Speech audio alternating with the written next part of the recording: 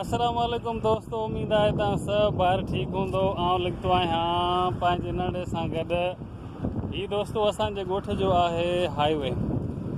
असां तक़रीबन शाम जे टाइम ते हितां ही विज़िट कंदा आहियूं। तव्हां ॾिसी रहिया आहियो त ही असांजे ॻोठ जो हाईवे तमामु बहितरीन ऐं तक़रीबन गर्मी जो मौसम में शाम जे टाइम ते तक़रीबन हर माण्हू हितां हीअं गुज़रंदा आहिनि। गाड़ियों क्रॉस करण के हिसाब से हवा भी लगंदी है, गर्मी भी घट थी वेंदी है। ये असांजे ॻोठ जो हाईवे जिथां पाकिस्तान मां जेके बि ट्रांसपोर्ट कराची खां पूरे पाकिस्तान वेंदो आहे उहो हितां ई तक़रीबन क्रॉस कंदो आहे। तव्हां ॾिसी सघो था।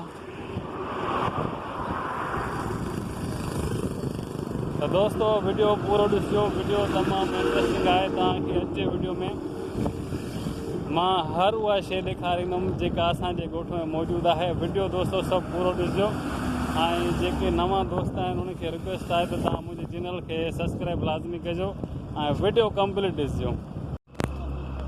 दोस्तों तव्हां ॾिसी रहिया आहियो, हीअ आहे असांजे ॻोठ जो नेशनल हाईवे जेको तमामु हिकु असांजे ॻोठ खे जेका मेन चइजे त सपोर्ट आहे हिन हाईवे जे करे ई आहे।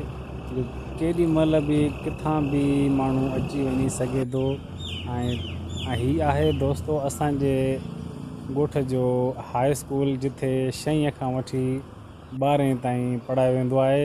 जेका असां 6 खां वठी 12 ताईं तालीम हासिलु कईसीं सो असां हिन स्कूल में कईसीं जिथे तमामु बहितरीनु पढ़ाई ऐं असांजूं ख़ूबसूरत यादूं हिन स्कूल सां समायल आहिनि।